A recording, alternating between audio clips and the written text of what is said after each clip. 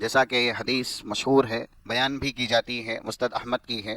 17,650 number کی. لو ان رجلا خر وجهه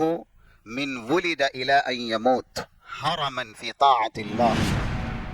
لحقره بذلك يوم القیامہ. ایک انسان پیدائش کے لمحے سے لے کر کے وفات ہونے تک اگر اللہ کی فرما برداری بھی کر لے اور اللہ کی اطاعت بھی کر لے، تب بھی کل جب میدان محشر میں وہ آئے گا اور وہاں کی سختیاں دیکھے گا تو پھر اس کی دیری نہ یہی خواہش ہوگی کہ اللہ اسے دوبارہ دنیا کی طرف لوٹائے. وَلَوَدْ أَنَّهُ رُدْ إِلَى الدُّنْيَا كَيْ يَزْدَادَ مِنَ الْأَجْرِ وَالثَّوَابِ، کہ اتنا ہی اجر و ثواب جتنا کہ وہ دنیا میں اکٹھا کر چکا تھا. حالانکہ رسول اللہ صلی اللہ علیہ وسلم کی طرف سے یہ ایک مثال ہے، یہ چیز انسان کے بس میں اور اس کی طاقت میں نہیں ہے کہ وہ پیدائش کے لمحے سے لے کر کے وفات آنے تک اللہ کی عبادت ہی کرتا رہے. لیکن اگر ایسا بھی کوئی کر لیتا تو بھی رسول اللہ صلی اللہ علیہ وسلم ارشاد فرماتے ہیں کہ میدان محشر کی سختیاں دیکھنے کے بعد وہ یہی خواہش کرتا کہ اللہ دوبارہ دنیا کی طرف لوٹائے بھیجے تاکہ اتنا ہی اجر و ثواب یہاں نجات یافتہ ہونے کے لیے، دوزخ سے بچنے کے لیے اور جنت میں جانے کے لیے میں اکٹھا کر کے آؤں. تو ایک شخص اگر پوری زندگی عبادت کرے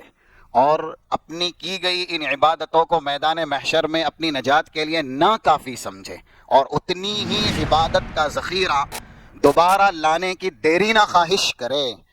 تو یہ حدیث ہم اور آپ کو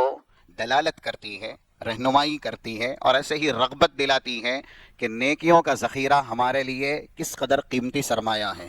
اگر نیکیاں ہمارے دامن میں ہوں گی تو میدان محشر کے اندر ہماری نجات یقینی بنے گی. اگر نیکیاں نہیں ہیں تو پھر میدان محشر کے اندر پچھتانے کے سوا یا حسرت و یاس کے سوا کچھ بھی ہمارے ہاتھ نہیں لگے گا. اور یہ حدیث بھی ہم نے سنی ہوئی ہے 2805 نمبر کی صحیح مسلم کی، کہ ایک نیکی کی قلت کی وجہ سے اللہ ہے ثالث یا ایسے ہی حاکم اور فیصل، وہ جسے چاہے عذاب دے جسے چاہے معاف کر دے. رب العالمین کی قدرت ہے، کسے معاف کرے گا کسے وہ عذاب دے گا یہ وہی جانتا ہے. لیکن ایک نیکی کی کمی کی وجہ سے رب العالمین کسی کو عذاب دے گا، اور جس کو دے گا اس سے یہی کہے گا یا ابن آدم لو کانت لک الدنیا وما فیہا اکنت مفتدیا بہا. دنیا کے اندر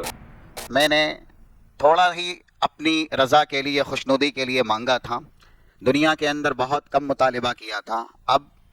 ایک نیکی کی کمی کی وجہ سے دوزخ کا سب سے ہلکا عذاب اس میں ڈالے گئے ہو. کیونکہ الفاظ حدیث ہی ہیں، یقول اللہ تبارک و تعالی لأہون اہل النار، اس آدمی سے کہے گا، اس بندے سے جو دوزخ میں سب سے کمتر، سب سے ہلکا عذاب دیا جائے گا. اگر تجھے آج یہ موقع دیا جائے کہ تیرے لیے پوری دنیا اور دنیا کی سلطنت بنا دی جائے، تجھے پوری دنیا بطور ملکیت دی جائے،